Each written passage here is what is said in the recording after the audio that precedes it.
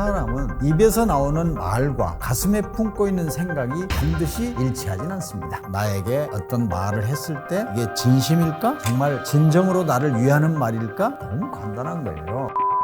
하는 행동을 바라보면 그 사람의 본 모습이 나옵니다. 세계에서 유래를 찾아보기 힘들 정도로 빨리 장수시대를 맞은 우리 한국인의 장래를 고민하는 경제학도 오종남입니다. 사전에서 친구를 찾아보면 가까이 오래 사귀는 사람이지 않습니까? 학창시절을 돌아보면 친구는 두 가지 의미를 갖습니다. 하나는 경쟁 상대죠. 다른 하나는 협력의 상대죠. 내가 아파서 학교를 못 갔다, 선생님 말씀을 잘 못 알아들었다, 친구한테 물어보는 거죠. 그러나 중간고사다, 기말고사다 하면은 누가 더 잘하 경쟁하는 상대죠. 경쟁과 협력이 같이 작용한다고 말하지만 사실은 경쟁적인 요소가 더 크죠. 그런데 학교를 졸업하고 나면은 같은 회사에 들어가지 않는 한 경쟁보다는 협력의 요소가 더 커진다고 말할 수 있지 않겠습니까? 그러니까 학교 다닐 때 사귄 친구는 사회에 나가면은 사회생활을 하면서 내가 어려움에 처했을 때, 꿀꿀할 때 누군가에게 상담하거나 털어놓는 그런 사람이 친구 아니겠습니까? 그렇게 정의를 하면 나이 들수록 경쟁 관계라기보다는 협력의 관계, 내 어려운 사정을 들어주는 상대, 이렇게 생각하면 어떻겠습니까?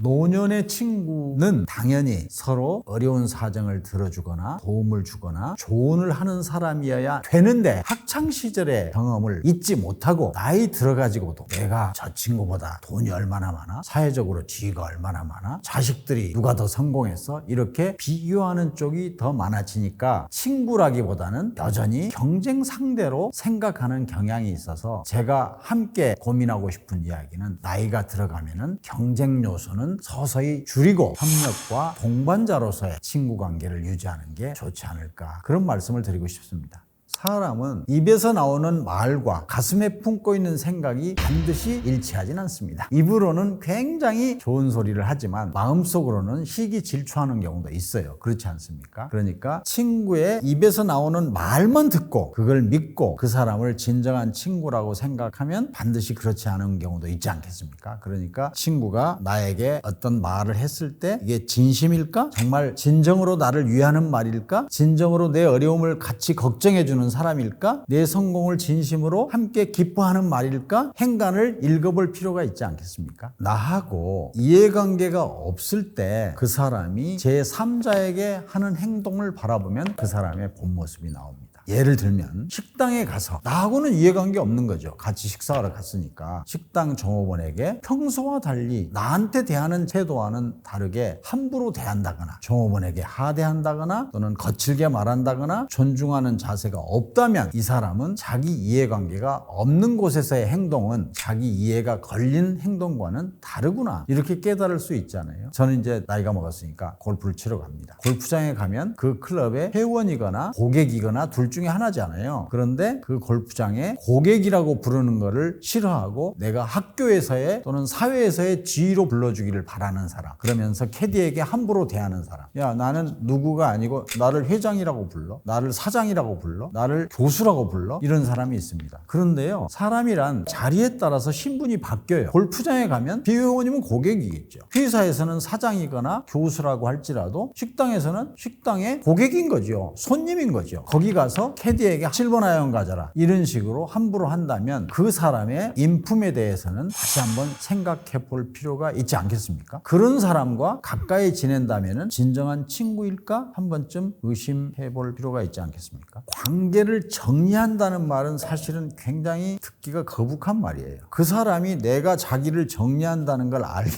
된다면 그거는 관계가 이상해지겠죠. 그럴 게 아니라 그 사람과의 연락을 안 하고 지내는 거예요.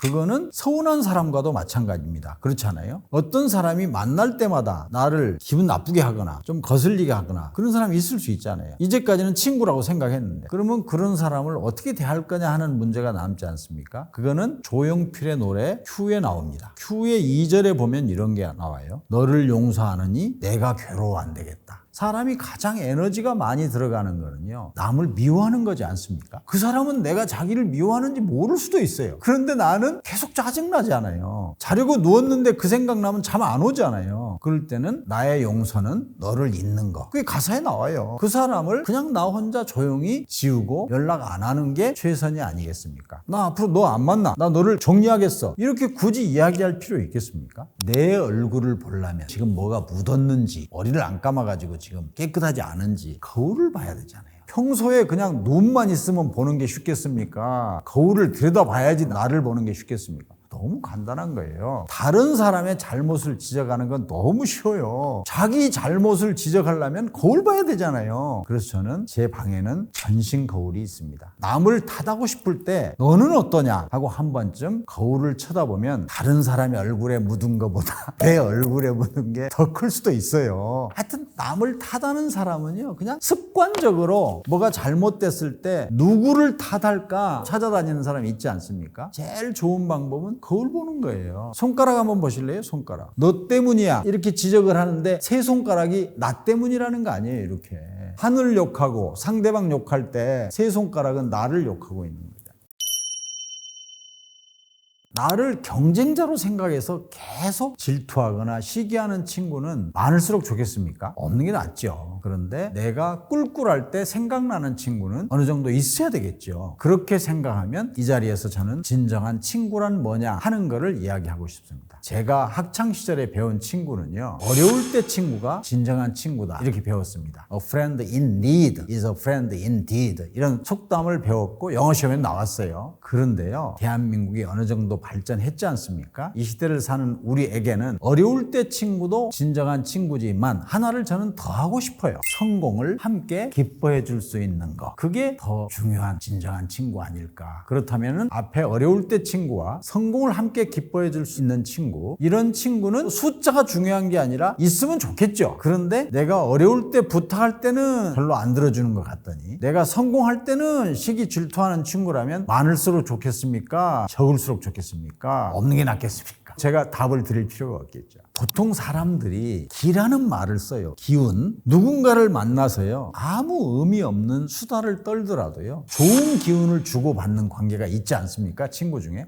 내가 꿀꿀할 때 연락하고 싶은 친구 있지 않습니까? 이런 사람들에게 내 어려움을 털어놓으면 반쯤 짐이 가벼워지는 것 같고 어깨가 가벼워지는 것 같고 또 그 사람의 유쾌한 얘기를 듣다 보면 내가 좋은 기운을 얻는 것 같지 않습니까? 그런 사람과는 시간을 내서 만나는 거예요. 시간은 있는 게 아니에요. 내는 거지. 아까 예를 든 내 기운을 뺏어가는 사람, 나를 불쾌하게 하는 사람, 힘들게 하는 사람은 조용히 연락 안 하면서 정리하고 내가 만나서 대화함으로써 서로 간에 좋은 기운을 주고받는 사이에는 이거는 관계를 계속 이어가는 게 좋지 않겠습니까? 시간이 있으면 만나죠. 그런 말은 성립하지 않습니다. 시간은 내서 만나는 거예요. 좋은 사람은. 우선 세대 간에 왜 벽이 생겼을까 하는 생각을 먼저 한번 해보겠습니다. 우리나라는요, 세 끼 밥도 못 먹던 나라에서 다이어트 하려고 두 끼만 먹는 나라로 지금 이렇게 짧은 시간 내에 발전을 했습니다. 그게 불과 50년 됐습니다. 1973년까지는 세계은행의 기준에 의하면 한국은 하루 세 끼 밥을 먹지 못했습니다. 그거를 빈곤이라 그럽니다. 세계은행은 어떤 나라의 국민소득이 하루에 1달러가 넘으면 세 끼 밥은 먹는다 해서 이거를 빈곤의 기준으로 정했습니다. 우리나라의 국민소득이 하루 1달러가 넘은 게 1973년이니까 불과 50년 됐습니다. 그런데 지금 어떻습니까? 밥 많이 주면 좋아합니까? 미운 사람 밥 많이 준다는 식으로 오히려 어떻게 하면 살안찔까 고민하는 그런 시대가 됐지 않습니까? 이 이야기가 말해주는 시사점은 뭐라고 생각하십니까?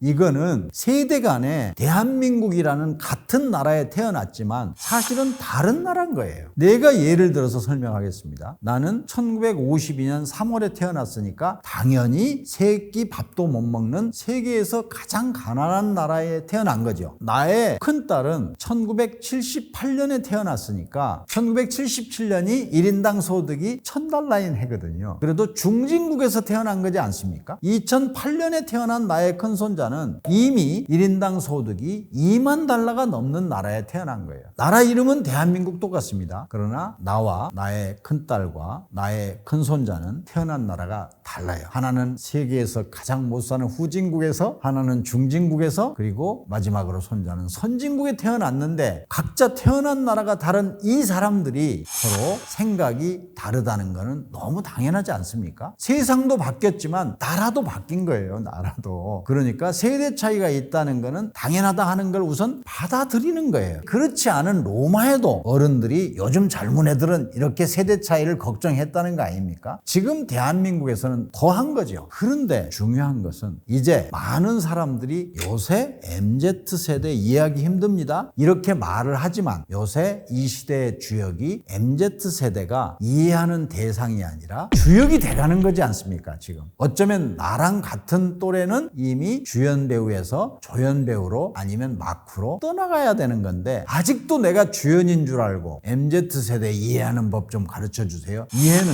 MZ세대와 어떻게 우리가 맞추어서 공존할까 하는 거를 고민해야 되는 그런 세상인 거죠. 공자님의 말씀 가운데 이런 말씀이 있어요. 시청자분들 간에는 지금 캐캐 묵은 2500년 전 공자님 이야기가 지금 21세기에 말이 되냐고 질문하는 분도 계시겠지만 2500년 전이라도 옳은 건 옳은 거예요. 공자님 말씀 중에 3인 행이면 필유아사라는 말이 있습니다. 세 사람이 걸어가고 있으면 반드시 나의 스승이 있다. 이렇게 공자님이 이야기를 하신 거예요. 세 사람이 걸어가고 있어요. 공자님 빼놓으면 둘 남아요. 아니 공자님의 스승이 반드시 있다는 거 아니에요. 두 사람 중에. 거기까지 읽어보면요. 말도 아닌 말처럼 들려요. 근데 그 뒤 문장을 읽어보면 택기선자의 종지하라. 그 중에 훌륭한 사람이 있으면 본받아라. 여기까지 이 있습니까? 당연하잖아요. 지금 두 사람 남은 거예요. 둘 중에 한 사람이 훌륭하거든 본받으라는 거예요. 다른 한 사람은 또 훌륭하지 않을 수 있어요. 택기불선자의 훌륭하지 않은 사람은 계지하라. 반면교사로 삼으라는 거 아니에요. 그러니까 세상을 살면서 마주치는 사람은 누구나 스승인 거예요. 훌륭한 사람은 귀감으로서 스승이고 훌륭하지 않은 사람은 나는 저렇게 하면 안 돼. 그렇게 반면교사로서 스승을 삼을 수 있는 거다. 2500년 전 공자의 말씀이었습니다.